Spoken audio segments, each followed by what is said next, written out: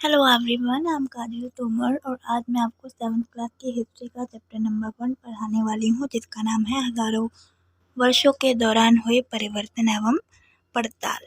ठीक है, जो कि आप यहाँ पे स्क्रीन पे देख पा रहे होंगे। यहाँ पे हमारे चैप्टर का नाम है हजारों वर्षों के दौरान हुए परिवर्तन की पड़ताल। यानी हजारों वर्षों में जो पड़ताल हुए, जो बदलाव हुए, जो चेंजेस हुए, हम उनके बारे में जानेंगे। यहाँ पे आप एक चित्र देख पा रहे होंगे, इसको मैं थोड़ा जूम कर लेती हूँ। मानचित्र 1-2 पर नजर डालिए। मानचित्र 1 अरब भूगोलवेत्ता अल इदरीसी ने 1154 में बनाया था। यहाँ जो नक्शा दिया गया है वह उसके द्वारा बनाए गए दुनिया के बड़े मानचित्र का एक हिस्सा है और भारतीय उपमहाद्वीप को दर्शाता है। मानचित्र 2 एक फ्रांसीसी मानचित्रकार ने 1720 में बनाया था। दोनों नक्शे एक ही इलाके के हैं, मगर उनमें काफ़ी अंतर है। ठीक है, अल इदरीसी के नक्शों में दक्षिण भारत उस जगह है जहां हम आज उत्तर भारत को ढूंढते हैं। श्रीलंका का द्वीप ऊपर की तरफ है। जगहों के नाम अरबी में दिए गए हैं और उनमें कुछ जाने पहचाने नाम भी हैं, जैसे उत्तर प्रदेश का कन्नौज। मानचित्र 2 में पहली मानचित्र के बनने के लगभग 60,000 साल बाद ये बनाया गया था। ठीक है, इस काल विधि में उपमहाद्वीप के बारे में सूचनाएं काफ़ी बदल गई थी। ठीक है, यानी कि मानचित्र 1 में जो हम नक्शा देख रहे हैं उसमें क्या है कि जो श्रीलंका है वो ऊपर है। ठीक है, जबकि श्रीलंका हमारा नीचे आ जाता है, दक्षिण की साइड आ जाता है। ठीक है, जैसे कि आप इसमें आप देख पा रहे हो, ये मैं आपको दिखाती हूँ। देखो, ये जो हमारी ये साइड है ये श्रीलंका है और ये हमारा दक्षिण है। ठीक है, ये हमारा भारत के नक्शे का नीचे की साइड का है, जहाँ पे केरल वगैरह पड़ता है। लेकिन मानचित्र 2 में अगर हम देखेंगे तो दक्षिण क्या है, दक्षिण जो है वो ऊपर की साइड आ रहा है, लेकिन अभी वर्तमान में भी क्या है, ये नीचे की साइड आ रहा है। ठीक है, सबसे पहले मैं आपको ये बताऊँ कि इसमें ऐसा है क्यों। देखो, उस वक्त जो उन्होंने बनाया, तो उस वक्त उन्होंने जिस तरीके से वहाँ पे कंट्रीज़ होंगी, ठीक है, और उन्होंने उस हिसाब से बनाया। ठीक है, और जब फिर दूसरा मानचित्र बनाया गया तो उसको उस हिसाब से देखा गया। ठीक है, ये 18वीं सदी के आरंभ में किसने बनाया था, ये ग्लिम द मिसले ने बनाया था। ठीक है, इन्होंने कब बनाया था, 18वीं शताब्दी में। 18वीं शताब्दी में यानी कि तब तक जब जैसे मुगल वगैरह और ये हमारे गुप्त वंश ये सब राज कर चुके थे। चलिए अब हम आगे चलते हैं। देखिए, लेकिन अब भीतरी इलाकों पर नज़र डालें, क्या इनमें उतने ब्यौरे हैं जितने समुद्र तट वाले हिस्से में। देखिए, कहीं ना कहीं मैप में थोड़ा सा बदलाव हो जाता है। इतनी ही महत्वपूर्ण एक और बात यह है कि दूसरे युग का मानचित्र अंकन का विज्ञान भी बहुत बदल गया है। इतिहासकार जब बीते युगों के दस्तावेजों, नक्शों और लेखों का अध्ययन करते हैं तो उनके लिए उन सूचनाओं के संदर्भों का और उनकी भिन्न भिन्न ऐतिहासिक पृष्ठभूमियों को ध्यान रखना जरूरी होता है। यानी कि जब कोई भी इतिहासकार किसी भी मानचित्र का अध्ययन कर रहे हैं तो उसे देखना पड़ता है। ठीक है, अलग अलग दस्तावेजों में, अलग अलग नक्शों में कि कहाँ पे कौन सी चीज़ है, कहाँ पे क्या सूचना दी गई है। ठीक है, नई और पुरानी शब्दावली। देखिए, अब शब्दावली पे हम जाते हैं कि अगर समय के साथ साथ सूचनाओं के संदर्भ में बदलते हैं तो भाषा और अर्थों के साथ क्या होता है। ठीक है, अगर सूचनाएं बदलती हैं, हमारे संदर्भ बदलते हैं, तो भाषाओं के साथ क्या होता है। भाषाओं के साथ भी आप ये ले लीजिए, पहले हमारी बोलचाल की भाषा थी संस्कृत, आज क्या है, आज अपने आज हम कोई भी जहाँ पे हैं हम वहाँ की भाषा बोलते हैं। नॉर्मली हम हिंदी बोलते हैं, बट अगर हम ऑफिशियली देखें तो हम इंग्लिश बोलते हैं। ठीक है, तो देख लेते देखिए, ऐतिहासिक अभिलेख अभिलेख कई तरह की भाषाओं में मिलते हैं और ये भाषाएं भी समय समय के साथ बहुत बदलती हैं। उदाहरण के लिए मध्य युग में, देखिए मध्य युग में फ़ारसी आधुनिक फ़ारसी भाषा से भिन्न है। ठीक है, यह भिन्नता सिर्फ व्याकरण और शब्द भंडार में ही नहीं आई, समय के साथ शब्दों के अर्थ में भी बदलाव हुए। यानी कि कई शब्द, जैसे व्याकरण ही नहीं बदली, उस शब्द के अर्थ भी बदल गए।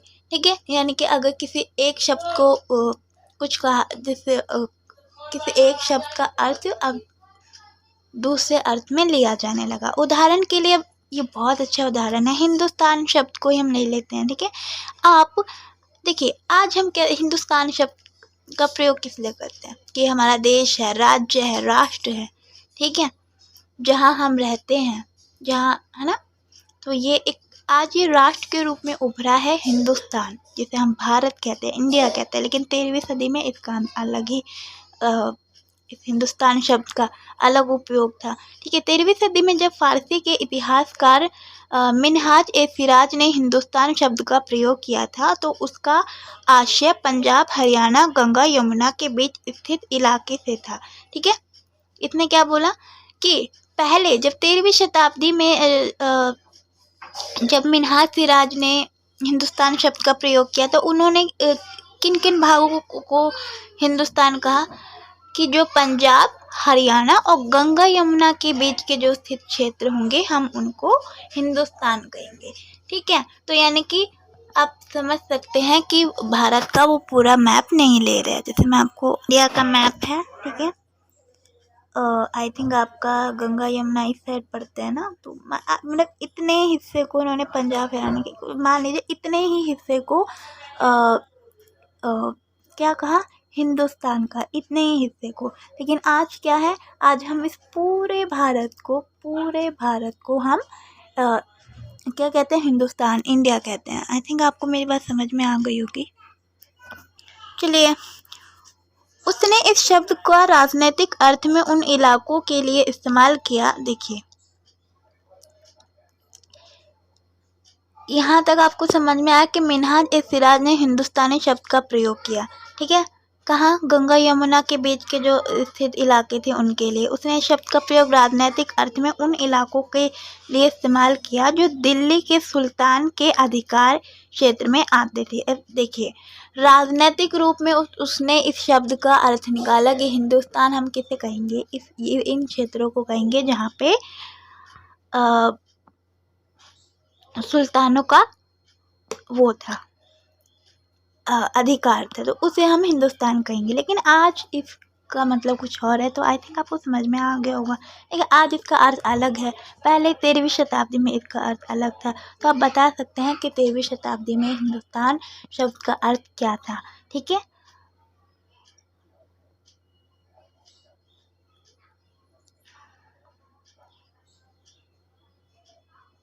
चलिए अब आगे चलते हैं। देखिए, उसने इस शब्द का राजनीतिक अर्थ में उन इलाकों के लिए इस्तेमाल किया जो दिल्ली के सुल्तान के अधिकार क्षेत्र में आते हैं। सुल्तान के प्रसार के साथ साथ इस शब्द के अंतर्गत आने वाले क्षेत्र भी बढ़ते गए, लेकिन हिंदुस्तान में दक्षिण भारत का जो समावेश वो कभी नहीं हुआ।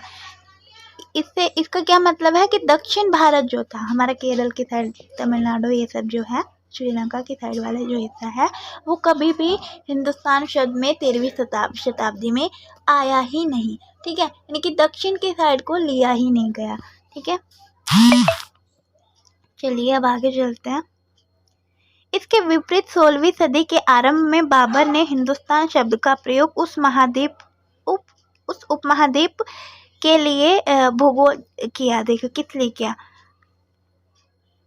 किसने, बाबर ने किया था। ठीक है, 16वीं शताब्दी में हिंदुस्तान शब्द का प्रयोग, तो उन्होंने क्या, भूगोल, पशु पक्षियों और यहाँ के निवासियों की संस्कृति का वर्णन करने के लिए किया था। ठीक है, जबकि एक चीज़ उन्होंने क्या किया कि जहाँ पे सुल्तानों का राज था 13वीं शताब्दी में, तो उन्होंने इस शब्द का प्रयोग किया, मिनहाज ए सिराज ने।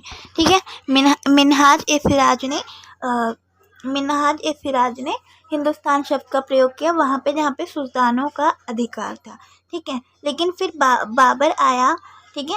बाबर आया और उसने उस संस्कृति को दर्शाने के लिए, वहाँ के निवासियों को दर्शाने के लिए हिंदुस्तान शब्द का प्रयोग किया, ठीक है। यह प्रयोग 14वीं सदी के कवि अमीर खुसरो द्वारा प्रयुक्त हिंद के ही कुछ समान था, मगर जहाँ भारत का एक भौगोलिक और सांस्कृतिक तत्व के रूप में इसे पहचाना जा रहा था, वहीं हिंदुस्तान शब्द वे राजनीतिक और राष्ट्रीय अर्थ से नहीं जुड़े थे जो हम आज जोड़ते हैं। ये सही बात है। पहले इसका हिंदुस्तान शब्द का प्रयोग एक राष्ट्र, एक देश के रूप में नहीं किया जाता था, ठीक है। एक जैसे मैंने आपको 13वीं शताब्दी और 16वीं शताब्दी के बारे में बता ही दिया है। किसी भी शब्द का प्रयोग करने में इतिहासकारों को बहुत सावधान रहना चाहिए, क्योंकि अतीत में उन शब्दों के कुछ अलग ही अर्थ थे, ठीक है। उदाहरण के लिए विदेशी। आजकल हमारे देश में विदेशी कौन है? हमारे नज़रों में हम विदेशी किसे कहते हैं? विदेशी शब्द का अर्थ क्या है? तो विदेशी शब्द का अर्थ क्या है? जिससे हमारे देश की राष्ट्रीयता प्राप्त ना हो और जो हमारे देश का ना हो, तो वो कहलाता है विदेशी, ठीक है। इतना आपको समझ में आ गया। लेकिन उस टाइम कुछ और था, वो देख लेते हैं। उस टाइम क्या था कि मान लीजिए आप एक गांव में रह रहे हैं, उस गांव में किसी और संस्कृति का व्यक्ति आ जाए, किसी संस्कृति का व्यक्ति आ जाता है तो उसको विदेशी कहते थे। लेकिन अभी तो ऐसा नहीं है, ठीक है। चलिए ये भी मैं आपको बता देती हूँ, क्योंकि अतीत में उन शब्दों के कुछ अलग ही अर्थ है। उदाहरण के लिए विदेशी जैसा सीधा शब्द ही ले लीजिए। हमारे लिए आज का इसका अर्थ ऐसा व्यक्ति है जो भारतीय ना हो, ठीक है।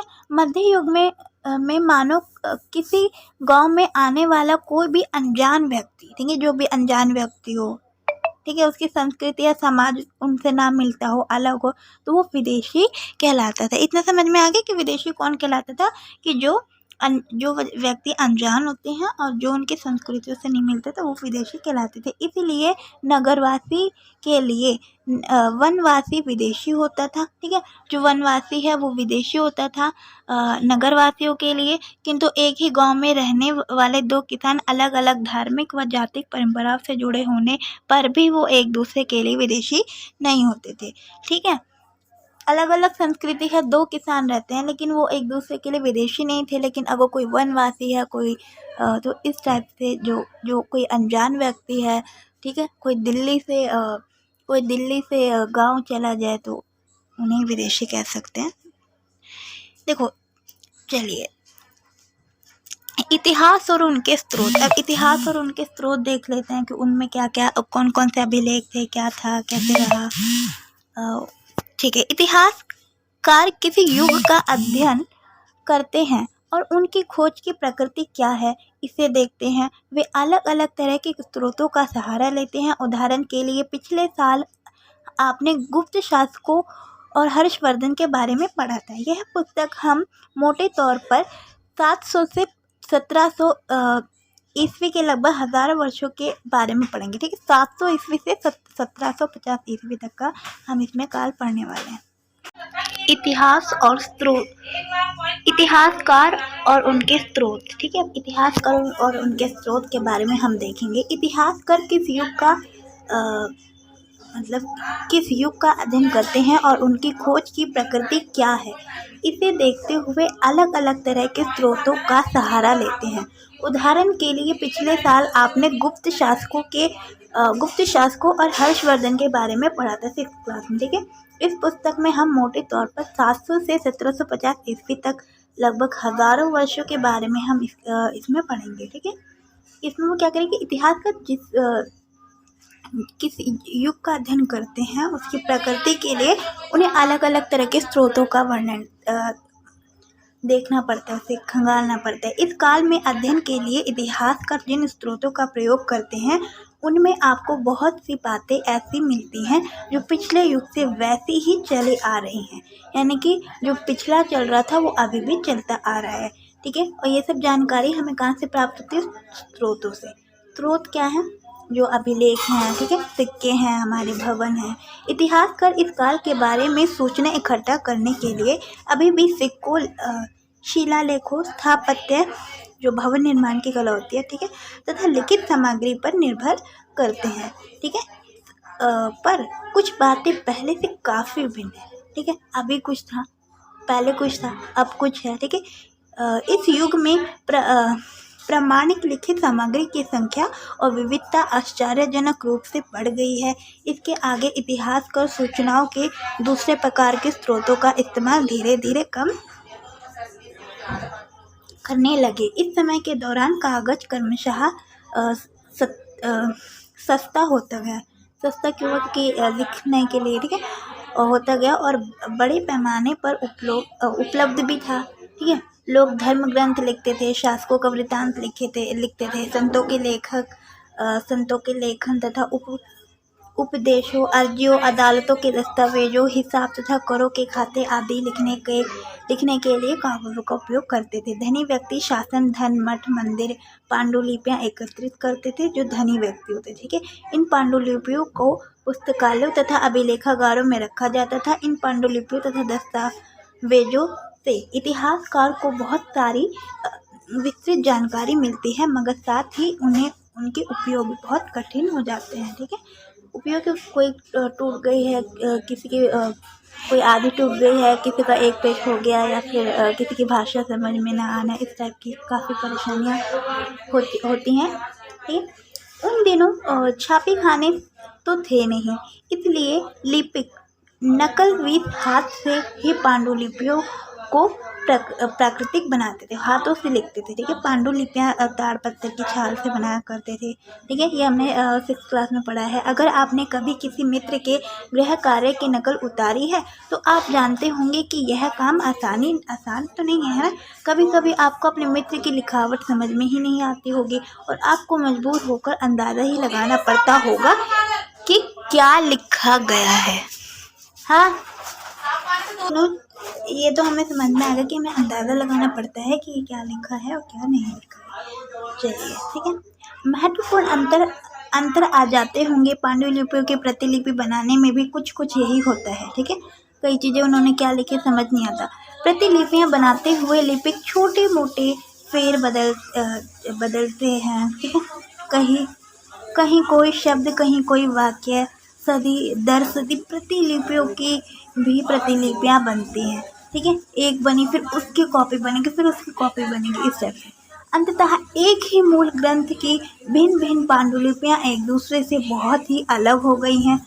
इससे बड़ी गंभीर समस्या उत्पन्न हो गई है, क्योंकि आज हमें लेखक की मूल पांडुलिपि शायद ही कहीं मिलती है, ठीक है। मूल पांडुलिपि जो स्टार्टिंग में जो उसकी रियल है, जो ओरिजिनल है, वो नहीं मिलती, उसकी कॉपी मिल रही है, ठीक है।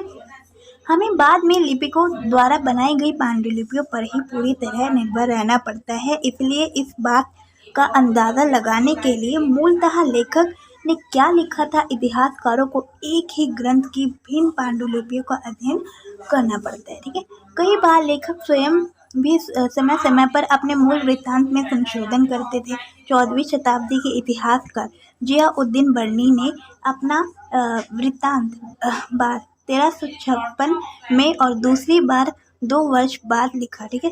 1356 के बाद उन्होंने 1358 में लिखा। किसने? जियाउद्दीन बर्नी ने अपना वृत्तांत जब लिखा, ठीक है, क्योंकि फिर उसमें उन्होंने कुछ और भी अपडेट किया होगा, ठीक है। दोनों में अंतर है, लेकिन 1971 में तक इतिहासकारों को पहली बार वाले वृत्तांतों की जानकारी ही नहीं थी। 1971 तक किसी भी इतिहासकार को पहले वाले वृत्तांतों की जानकारी नहीं थी। यह पुस्तकों के विशाल संग्रहों में कहीं दबा पड़ा था, ठीक है। इतना आपको समझ में आ गया होगा। देखो मैंने कागज़ के बारे में बताया था। कागज़ का मूल्य, इन दो प्रसंगों की तुलना करनी है आपको। 13वीं सदी के मध्य में एक विद्वान को एक पुस्तक की प्रतिलिपि की ज़रूरत पड़ी, ठीक है। उसके पास उतना कागज़ नहीं था, इसलिए उसने एक ऐसी पांडुलिपि को धो डाला जिसकी उसे ज़रूरत ही नहीं थी, और उसके कागज़ को सुखाकर उसका इस्तेमाल किया। यानी कि इस टाइम पे हो सकता है कि जो कागज़ थे वो इतने महंगे थे कि वो ख़रीद नहीं पाया। ठीक है। दूसरा कारण है कि 1 सदी बाद अगर आप बाज़ार में कोई खाद्य पदार्थ खरीदते तो हो सकता है कि आपकी किस्मत अच्छी होती और दुकानदार वह वस्तु कागज़ में लपेट कर दे देता। ये भी सही बात है। जैसे आपको लिफाफे मिल जाते हैं, है ना। ठीक है। देखो, तो कागज़ कब अधिक महंगा था और कब आसानी से उपलब्ध था? 13वीं शताब्दी में या 14वीं शताब्दी में? ठीक है। 13वीं शताब्दी में था जो कागज़ वो महंगा था। ठीक है। कारागार एक ऐसा स्थान होता है जहाँ दस्तावेजों पांडुलिपियों को संग्रहित करके रखा जाता है, तो वो उसे अभिलेखागार कहते हैं। ठीक है।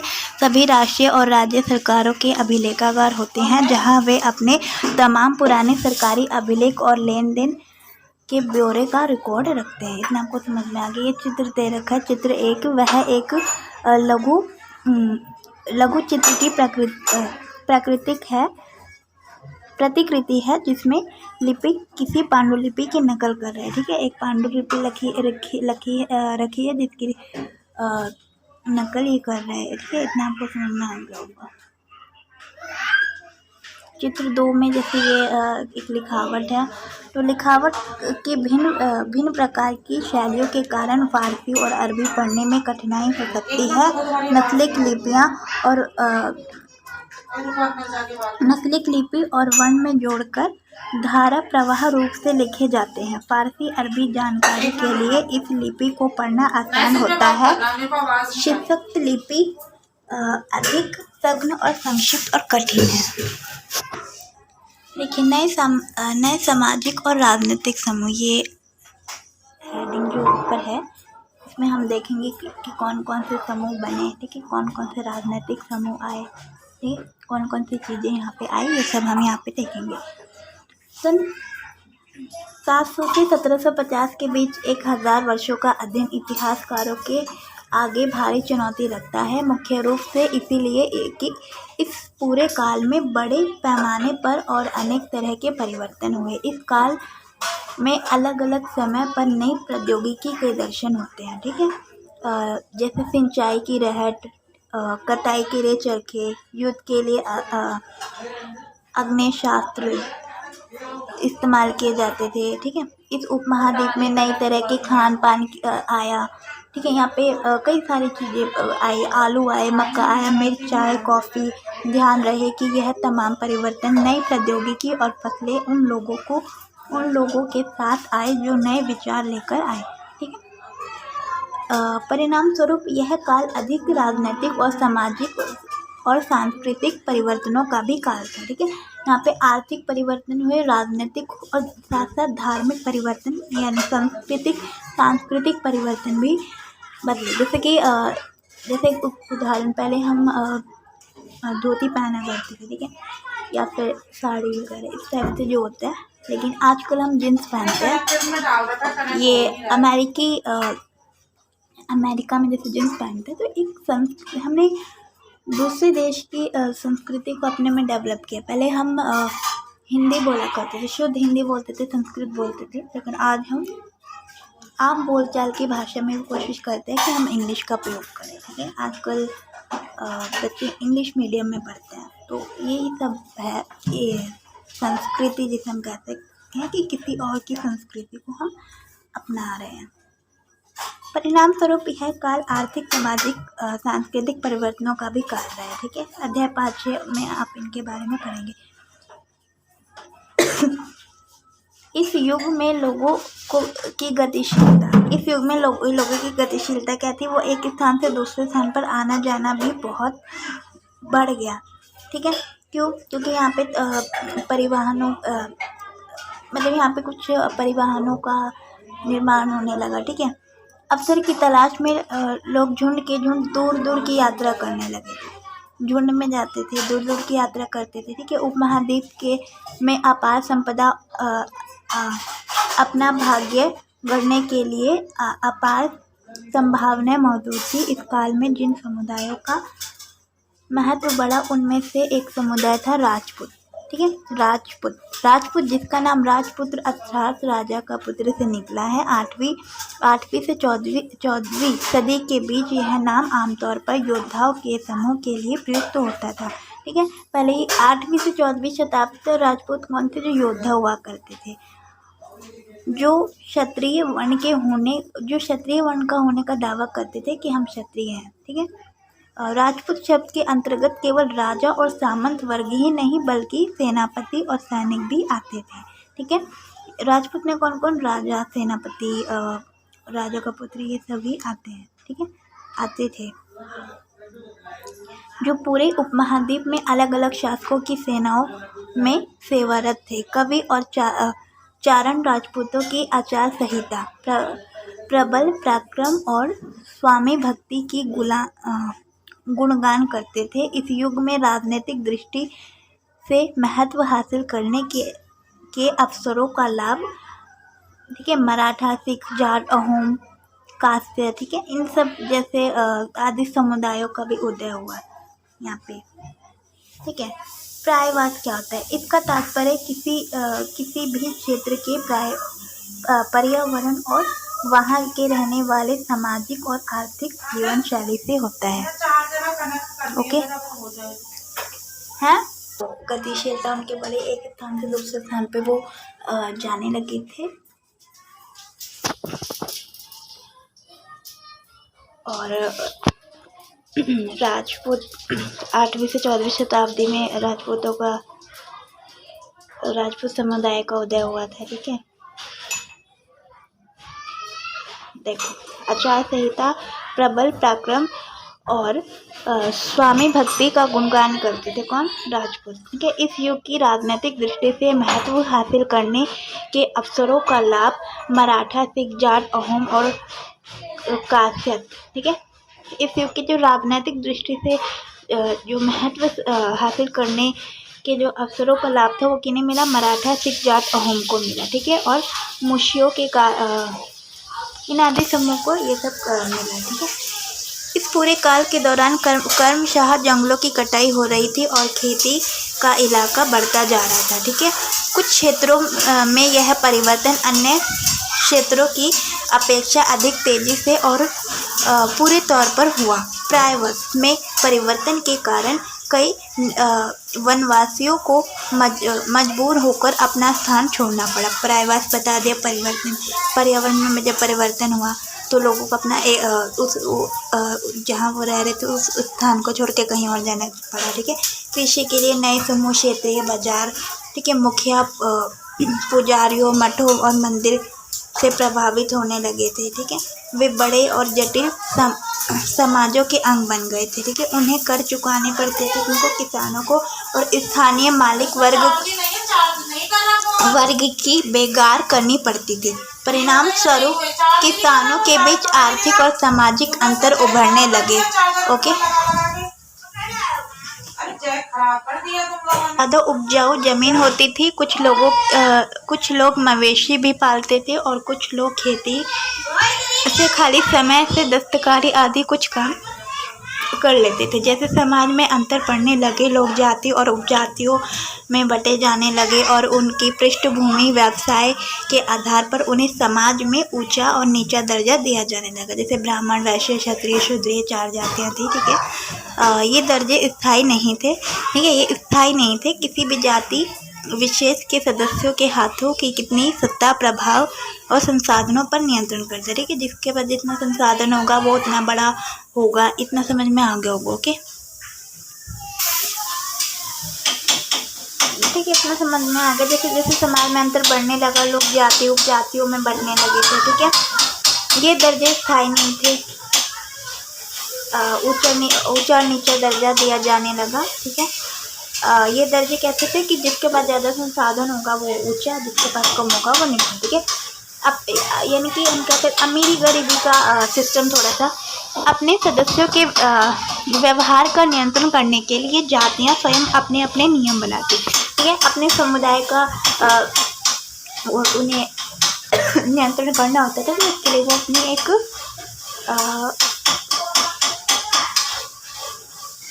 नियंत्रण करने के लिए जाति स्वयं बनाती थी। क्या बनाती थी? नियम बनाते थे, अपने अपने वो नियम बनाते थे। ठीक है, इन नियमों का पालन जाति के बड़े बड़े बुजुर्गों की एक सभा करवाती थी। ठीक है, जातियों के नियम का पालन कौन करवाता था? बुजुर्गों की सभा करवाती थी, जिसे कुछ इलाकों में जाति पंचायत कहा जाता था। ठीक, लेकिन जातियों को अपने निवास के गांव के रिवाजों का पालन भी करना पड़ता था। जो जातियाँ थी उनके जो गांव के रिवाज थे उसका पालन करते थे। इसके अलावा कई गांव पर मुखिया का शासन होता था। ठीक है, मिल मिलाकर ये किसी भी राज्य की एक छोटी सी इकाई भर होती थी। ठीक है, इतना आपको समझ में आ गया। क्षेत्र और साम्राज्य, हमारी अगली हेडिंग है क्षेत्र। देखो, चोल, अध्याय 2 में हम चोल के बारे में पढ़ेंगे। ठीक, चोल, तुगलक और मुगल जैसे बड़े बड़े राज्यों के अंतर्गत कई सारे क्षेत्र आते थे। क्यों? चोलों का, ठीक है, मुगलों का, तुगलक का, इन्होंने कई सारे क्षेत्र अपने अधीन कर रखे थे। दिल्ली के सुल्तान गयासुद्दीन बलबन 1267 से 1287 की प्रशंसा में एक संस्कृत प्रशस्ति, जिसमें प्रशंसा लिखी जाती है, प्रशस्ति के उदाहरण के लिए हमें अध्याय 2 देखना पड़ेगा कि प्रशस्ति में उसे एक विशाल साम्राज्य का शासक बताया गया। किसे बताया गया? गयासुद्दीन बलबन को, जो पूर्व में बंगाल के गोंड से लेकर पश्चिम में अफगानिस्तान की गजनी तक फैला था। ठीक है, बंगाल से यानी पूर्व से लेकर पश्चिम तक किसका था? गयासुद्दीन बलबन का राज था। ठीक है, इतना समझ में आ गया होगा।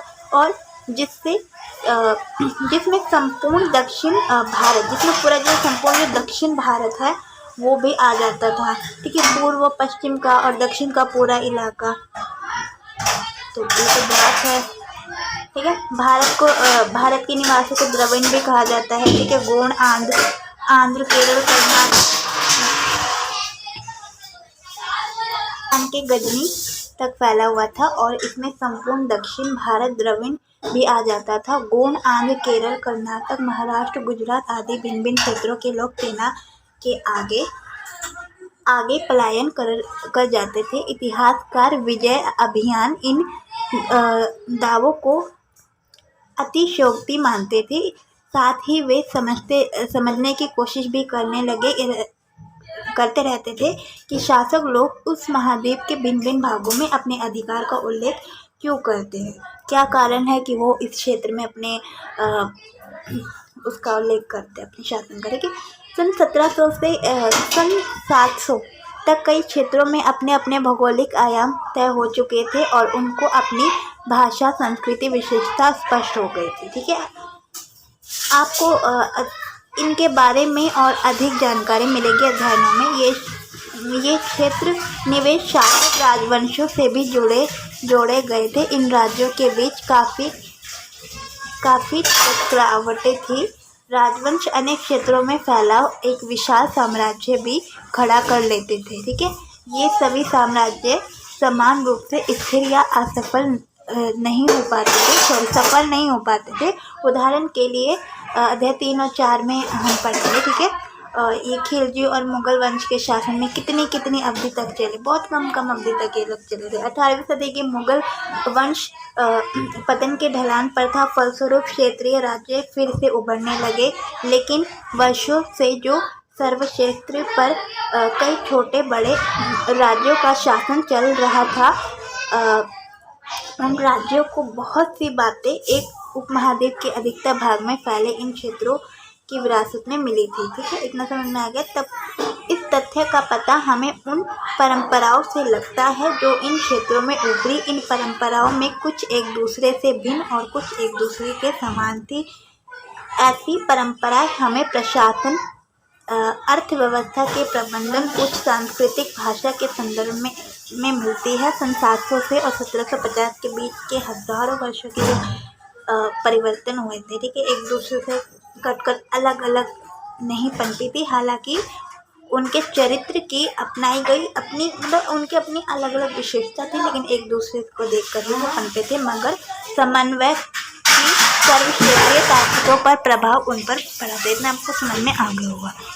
1818 में कवि अमीर खुसरो ने इस बात पर गौर किया था कि हम इस देश में हर क्षेत्र की अलग अलग भाषा है। सिंधी, लाहौरी, कश्मीरी, दासमुद्री, तेलंगानी, गुजराती, ठीक है, मैहाबरी, गोड़ी, अवधी, इस टाइप की अलग अलग भाषा है। ठीक है, दिल्ली हिंदवी, दिल्ली की, ठीक है, दिल्ली के आसपास के क्षेत्रों की हिंदवी। अमीर खुसरो ने आगे बताया कि इन भाषाओं के विपरीत एक भाषा संस्कृत भी थी, ठीक है, जो किसी विशेष क्षेत्र की भाषा नहीं है। यह एक प्राचीन भाषा है जिसे केवल ब्राह्मण जानते हैं या फिर ये आम जनता इसको नहीं जानते थे। अमीर खुसरो द्वारा उल्लेखित भाषाओं की एक सूची बनाए। पुराने धर्म और नए धर्म। पुराने धर्म और नए धर्म, उनके पुराने धर्म क्या थे, फिर उन्होंने नए धर्म कौन से अपनाए, इसमें हम पढ़ेंगे। इतिहास के जिन हजार वर्षों की पड़ताल हम कर रहे हैं इनके दौरान धार्मिक परंपराओं में कई बदलाव आए। अभी तक हमने राजनीतिक और सामाजिक देखे, हम धार्मिक देख लेते हैं। ठीक है, दैविक तत्व में लोगों की आस्था कभी कभी बिल्कुल ही व्यवस्थित और स्तर पर होती थी, मगर आमतौर पर उस समय आस्था का स्वरूप सामूहिक था।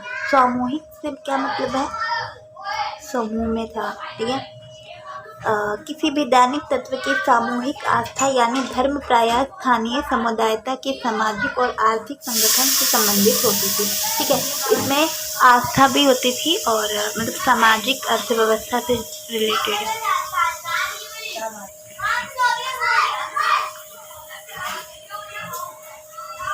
जैसे जैसे इन समुदायों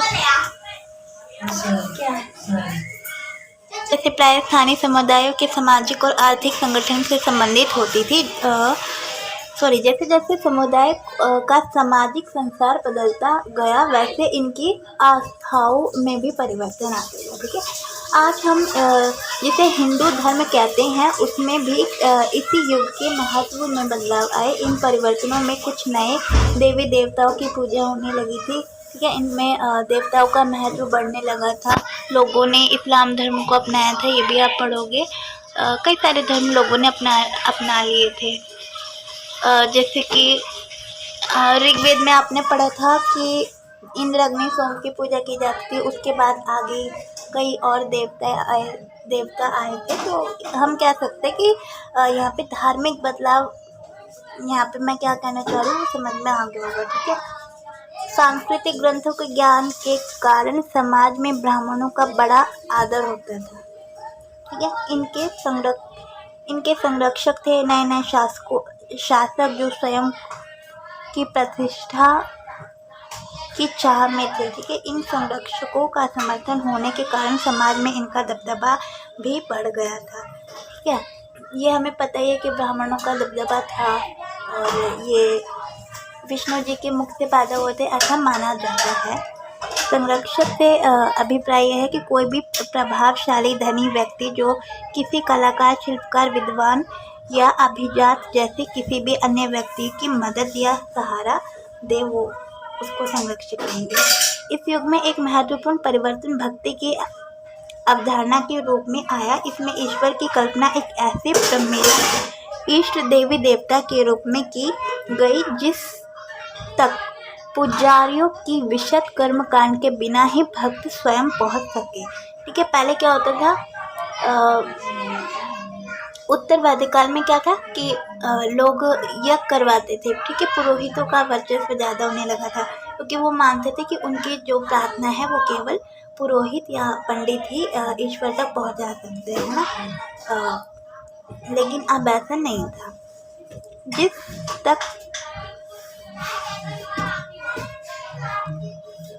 जिस तक पुजारियों की विशद कर्मकांड के बिना ही भक्त स्वयं पहुंच सके। ठीक है, ये समझ में आ गया। इस विषय में और साथ ही एक दूसरी परंपरा के बारे में आपको जानकारी अध्याय 8 में मिलेगी। यही वह युग था जिसमें उपमहाद्वीप के नए नए धर्मों का भी आगमन हुआ। ठीक है, कुरान शरीफ का संदेश भारत में पहले 7वीं शताब्दी में आया था। ठीक है, कुरान शरीफ आई तो इस्लाम धर्म आ गया। ठीक है, आप्रवासियों के ज़रिए पहुंचा था। ठीक है, क्योंकि ये तो विदेशी थे, है ना। मुसलमान कुरान शरीफ को अपना धर्म ग्रंथ मानते हैं। केवल एक ईश्वर अल्लाह की सत्ता को वो स्वीकार करते हैं, जिसका प्रेम कुरान और उदारता अपने में आस्था रखने वाले हर व्यक्ति को गले लगाता है, चाहे उस व्यक्ति की सामाजिक पृष्ठभूमि कुछ भी रही हो। ठीक है। कई शासक इस्लाम और उसके विद्वान धर्मशास्त्रियों और न्यायशास्त्रियों अर्थात उलेमा के संरक्षण में थे। ठीक है। हिंदू धर्म की ही भांति इस्लाम के अनुयायी भी अपने धर्म की अलग अलग तरह से व्याख्या करते थे। मुसलमानों के कुछ शिया थे, पैगंबर साहब के दामाद अली को मुसलमानों की विविध नेता मानते थे, और कुछ सुन्नी थे जो खलीफाओं के प्रभुत्व को स्वीकार करते थे। ठीक है। इस्लाम के आरंभिक दौर में इस धर्म का नेतृत्व खलीफा कहलाता था। ठीक है। और आगे भी उनकी परंपरा चलती रही। इस्लामी न्याय सिद्धांत की विभिन्न परंपराओं में भी कई महत्वपूर्ण अंतर आए। ऐसे ही धर्म सिद्धांत तथा रहस्यवादी विचारों को लेकर विभिन्नता देखने को मिल जाती है। ठीक है। एक नेक्स्ट हम पढ़ेंगे समय और इतिहास के कालखंडों पर विचार। इतिहासकार समय को केवल घड़ी या कैलेंडर की तरह नहीं देखते, यानी कि केवल घंटों, दिन या वर्षों के बीतने के रूप में नहीं देखते। उनका नज़रिया यह है कि समय सामाजिक और आर्थिक संगठन के आने वाले परिवर्तन को झलकाता है। ठीक है।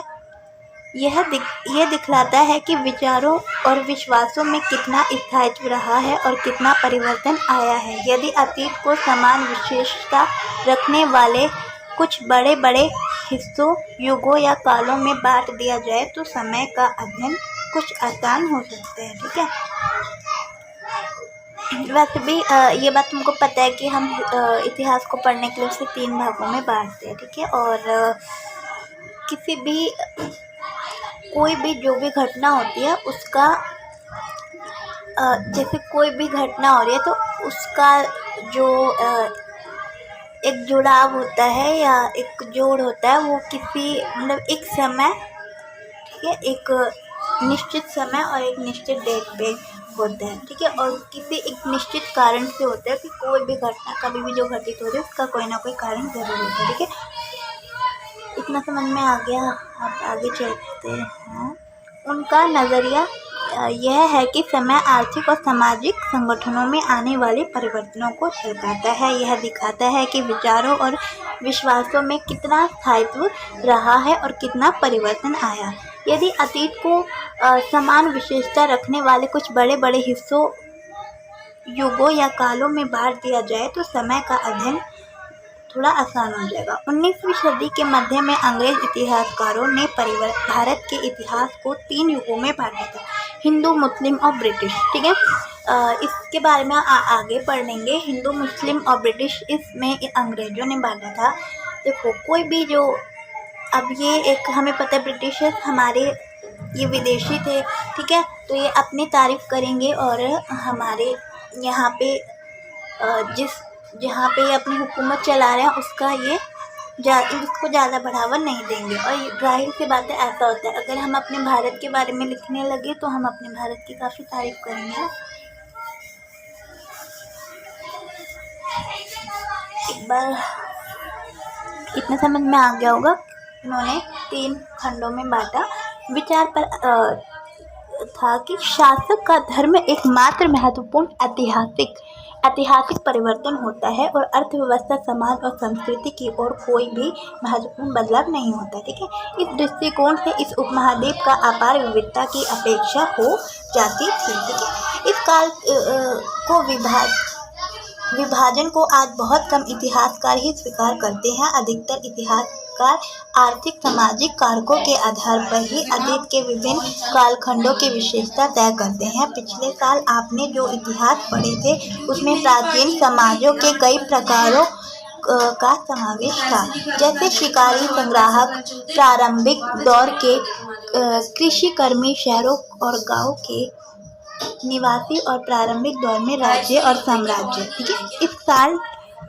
इस जो इतिहास हम पढ़ेंगे उसे मध्यकालीन इतिहास हम कहते हैं, ठीक है। इसमें आपको कृषक समाजों का विस्तार, क्षेत्रीय सामाजिक राज्यों का उदय, कभी कभी ग्रामीण वासी वनवासियों की कीमत, प्रधान धर्म, ठीक है, हिंदू धर्म, इस्लाम धर्म के विकास, यूरोप में व्यापारी कंपनियों का आगमन के बारे में हम यहाँ विस्तार से पढ़ेंगे। भारत के इतिहास के यह 1000 साल अनेक बदलावों के साक्षी रहे हैं। आखिर 16वीं और 18वीं शताब्दी 18वीं और 11वीं शताब्दी से काफ़ी भिन्न है, ठीक है।